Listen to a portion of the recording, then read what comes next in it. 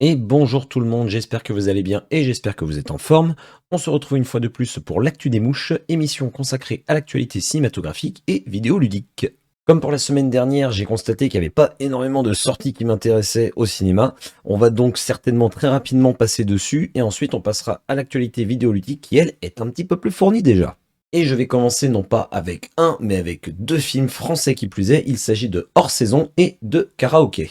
Alors j'avais envie de parler des deux films en même temps. Pourquoi? Parce que pour moi, c'est ni plus ni moins que le cliché des films français. Je suis pas en train de dire que c'est de la merde, hein. Attention, je dis juste que d'un côté on a vraiment le bon gros drame français bien comme il faut, et de l'autre on a la bonne grosse comédie bien française comme il faut, avec le cliché de la femme de ménage noire comme par hasard qui s'appelle Fatou, et qui va se lier d'amitié avec la blanche. Alors par rapport au deuxième film justement, vous me direz mais il y a plein d'autres films qui ont fait ça, et j'ai envie de dire regardez juste la bande-annonce et vous comprendrez de quoi je parle quand je dis cliché du film français. Déjà pourquoi il s'appelle Fatou? Pourquoi il s'appelle pas Stéphanie par exemple? Quand je vois ça, je peux pas m'empêcher de dire, attention, c'est pas forcément le sujet qui va être traité dans le film, mais je peux pas m'empêcher de penser encore une fois au film Qu'est-ce qu'on a fait au bon Dieu? Et j'ai l'impression que ça revient assez souvent cette comparaison quand j'évoque les films français sortis récemment malheureusement.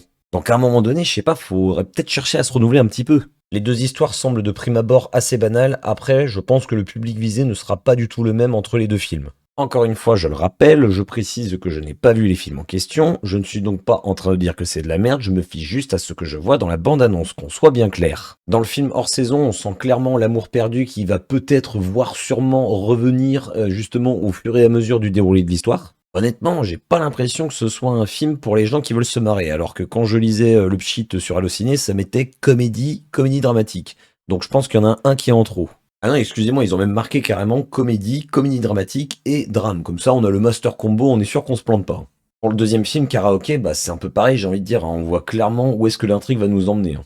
T'as une histoire d'amitié entre deux femmes qui semblent de prime abord assez opposées et qui, certainement pareil, leur amitié va évoluer au fil du temps. Là déjà, avec Karaoké, je pense que ça cherche à toucher un petit peu plus de monde. Après, je vous le dis, même si moi le film me tente clairement pas, j'ai quand même l'impression que c'est un film qui a l'air assez jovial, donc j'espère pour celles et ceux qui iront que vous passerez un bon moment devant. Troisième sortie de la semaine qui est également un film français, il s'agit de Bis Repetita. Delphine, prof de lettres désabusée, a un deal bien rodé avec ses élèves.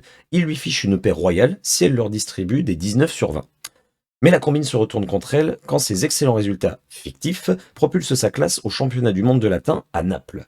Comble du cauchemar, c'est le neveu très zélé de la proviseure qui est choisi comme accompagnateur. Pour sauver l'option latin et surtout sa situation confortable, Delphine ne voit qu'une solution, tricher. Alors là par contre, je trouve qu'on a un pchit de base, comme vous avez pu le constater, qui semble assez intéressant. Mais encore une fois, j'ai l'impression que la bande-annonce nous montre tout ce qu'il y a de plus cliché dans ce genre de film. C'est quand même dingue ça, il y a 3 films français qui sortent le même jour, 3 films clichés avec aucune prise de risque. Encore une fois, attention, je mesure mes propos, je parle par rapport à la bande-annonce. Si ça se trouve, je me trompe complètement, mais en tout cas, je suis désolé, ça ne vend vraiment pas du rêve quand on voit les bandes annonces. Donc, si jamais vous regardez un de ces films, voire les 3, et que vous constatez que j'ai totalement raconté de la merde, pas besoin de m'en vouloir, no stress, hein, tout va bien, encore une fois, je me base juste sur ce que je vois sur les bandes annonces. Et justement, les films me feront peut-être mentir, bah si c'est le cas, je vous invite clairement à me le dire en commentaire, tout gentiment, pour qu'on puisse en discuter très calmement. Après, très honnêtement, pour revenir au film Bis Repetita, j'ai pas d'avis particulier dessus, hormis ce que je vous ai dit par rapport au cliché. J'aime bien Louise Bourgoin, je trouve que c'est une assez bonne actrice, donc à voir pourquoi pas sa prestation dans le film. Et comme pour le film précédent Karaoké, ça a l'air d'être assez jovial, même si pour moi, les blagues qu'on nous montre dans la bande-annonce, elles marchent absolument pas. Bah oui, c'est normal, elles ont pas de pied. Bon, je pense qu'il est temps d'arrêter de parler des films français. Dernière sortie de la semaine et cette fois-ci nous allons parler d'un film québécois. Il s'agit de Vampire humaniste cherche suicidaire consentant. Sacha est une jeune vampire avec un grave problème. Elle est trop humaniste pour mordre. Lorsque ses parents exaspérés décident de lui couper les vivres, sa survie est menacée. Heureusement pour elle, Sacha fait la rencontre de Paul, un adolescent solitaire au comportement suicidaire qui consent à lui offrir sa vie. Ce qui devait être un échange de bons procédés se transforme alors en épopée nocturne durant laquelle les deux nouveaux amis chercheront à réaliser les dernières volontés de Paul avant le lever du soleil. Je vous cache pas que c'est un film que j'attendais depuis un petit moment. L'année dernière, j'avais vu qu'il avait été annoncé pour cette année. Quand j'avais lu le pchit, j'avais trouvé ça extrêmement intéressant. C'est marqué que c'est une comédie épouvante horreur, donc moi je m'étais dit que ça allait être un bon gros délire bien barré comme il faut. Et en fait, en regardant la bande-annonce, j'ai l'impression que ça se veut bien plus sérieux que ce qu'il n'y paraît. Là, pour moi, on part plus sur une comédie dramatique que sur une comédie où on va étudier justement le comportement des humains à travers les yeux des vampires. Et je pense même que ça va être plus touchant que ce que ça en a l'air en lisant le pchit. Honnêtement, je suis vraiment très curieux de voir comment ils ont traité une histoire aussi originale et bien pensée, et j'espère une fois de plus que ça sortira par chez moi. Nous en avons donc terminé avec l'actualité cinématographique, on passe maintenant aux sorties jeux vidéo. Première sortie, et ça sort ce mardi 19 mars, il s'agit de Lightyear Frontier, qui est un jeu de gestion aventure, et ça sort sur PC et sur Xbox Series. Alors c'est un jeu mi-agriculture, mi-exploration en monde ouvert. Ça a l'air très mignon visuellement, il y a l'air d'avoir pas mal de couleurs. Il y a l'air d'avoir tout un système de crafting qui de prime abord a l'air plutôt classique. Avec à côté de ça la possibilité d'améliorer et de customiser notre mecha qui va nous servir justement pour toutes les phases d'exploration. À côté de ça, nous pourrons également améliorer les machines et les infrastructures pour l'exploitation agricole. Il y aura également tout un système autour de la météo qui va justement influer sur les différentes récoltes. Non, je trouve que ça a l'air plutôt bien travaillé, ça a l'air assez sympa, mais personnellement, moi j'ai pas plus envie que ça d'y jouer, donc si jamais vous y touchez, n'hésitez pas à me faire un petit retour, je suis assez curieux par rapport à ce jeu. Deuxième sortie, ça sort le 20 mars, et là en relisant mes notes, je me suis rendu compte que bon, j'ai été un petit peu light au début de la vidéo quand je vous ai dit que c'était un petit peu plus fourni sur les jeux vidéo.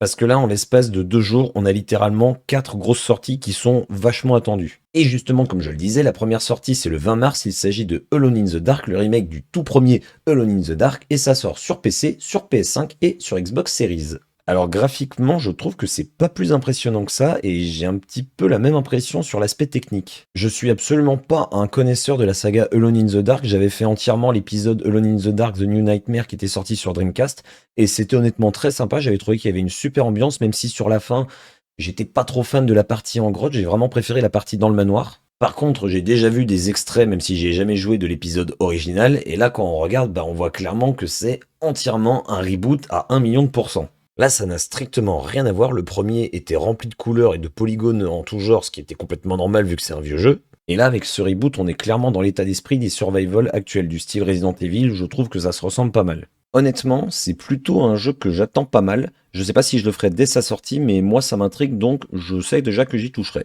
Et là, nous arrivons au 22 mars où sortent pas moins de 3 gros jeux. Absolument incroyables, ils ont sorti tout au même moment.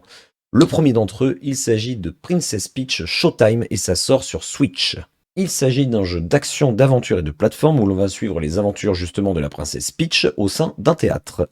Et ben, mine de rien, après avoir vu la bande-annonce, ça a l'air bien plus intéressant que l'idée que je m'en faisais. Pour moi, je vous le dis clairement, je m'attendais à ce que ce soit ni plus ni moins un Mario Bros bis comme avait pu l'être par exemple New Super Luigi U qui était sorti justement sur Wii U. Et en fait, ça a l'air de proposer vachement de variété dans son gameplay. Alors certes, il y aura des phases plus ou moins classiques par rapport à ce qu'on peut voir dans les Mario Bros. Mais à côté de ça, on aura à la fois des phases d'enquête, on aura également des phases de combat soit à l'épée, soit en mode kung-fu avec les poings et les pieds. Et j'espère que le gameplay sera correct parce que là je trouve qu'on mélange quand même pas mal de genres. Après bon, on va faire confiance à Monsieur Nintendo. On pourra aussi également faire de la cuisine, alors ça je vous cache pas que ça a pas l'air très intéressant, mais bon, honnêtement, on verra ce que ça donne, mais là aussi, encore une fois, extrêmement varié en termes de contenu. Maintenant, comme je le disais, il n'y a plus qu'à voir ce que ça vaut. Avant-dernière sortie de la semaine qui sort également, comme je vous le disais, le 22 mars, il s'agit de Dragon's Dogma 2 et ça sort sur PC, sur PS5 et sur Xbox Series.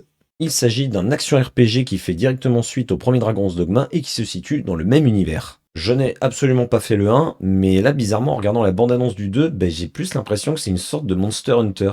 La bande-annonce nous montre des combats qui ont l'air assez dynamiques, mais également assez bourrins. À voir donc s'il y a de la subtilité dans le gameplay, parce qu'honnêtement, c'est assez difficile de se faire un avis quand on voit les bandes annonces. Visuellement, j'ai l'impression qu'on cherche de moins en moins à nous impressionner, alors qu'il y a quelques temps, c'était plutôt l'inverse. Après, je me trompe peut-être, mais honnêtement, c'est mon ressenti. Après, attention, je dis ça, mais ça ne joue en aucun cas sur la qualité potentielle des jeux. Il y a plein de jeux qui sont pas forcément beaux, mais qui sont très très bons.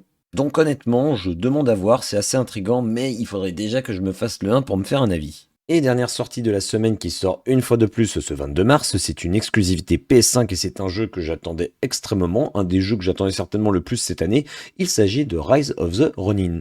Il s'agit d'un action RPG en monde ouvert qui se situe dans le Japon au 19e siècle. Alors là, visuellement, on va être honnête, j'ai l'impression qu'on est revenu à l'époque Xbox 360 et PS3, donc j'espère que le gameplay va clairement être à la hauteur pour compenser tout ça. Après, c'est développé par la Team Ninja qui avait travaillé également sur Wulong Fallen Dynasty, un jeu que j'avais beaucoup aimé, malgré encore une fois des graphismes un petit peu d'un autre temps. Et là, j'entends déjà certains de mes viewers Twitch qui sont en train de grincer les dents par rapport à ce que je viens de dire, mais encore une fois, moi je défends le jeu Wulong Fallen Dynasty. Mais pour revenir à ce Rise of the Ronin, j'ai l'impression que c'est une sorte de mélange entre un From Software, un mélange avec un Assassin's Creed ou une sorte de Ghost of Tsushima, il y a un petit peu de tout ça. Le gameplay a l'air très rythmé, ça fait effectivement un petit peu penser à du Wolong justement.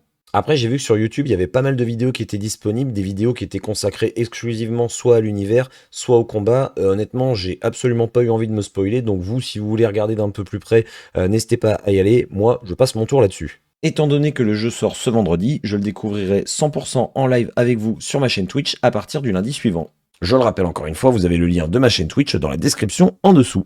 Et nous en avons terminé avec cette session de l'actu des mouches. Comme vous avez pu le constater, il y a pas mal de sorties cette semaine au niveau des jeux vidéo. Après, pour les films, encore une fois, j'ai peut-être été un petit peu médisant, mais non, je ne vous dis pas de ne pas aller voir des films. Moi, au contraire, je vous encourage à y aller, à vous faire votre propre avis. Donc, encore une fois, n'hésitez pas à me dire en commentaire, à me faire vos retours sur ce que vous avez pu tester ou ce que vous avez pu voir au cinéma. Comme d'habitude, n'hésitez pas à vous abonner à la chaîne si le contenu vous plaît. N'hésitez pas également à me laisser un petit pouce comme ceci ou comme ceci. Et il ne me reste plus qu'à vous souhaiter une bonne journée, une bonne soirée, une bonne nuit.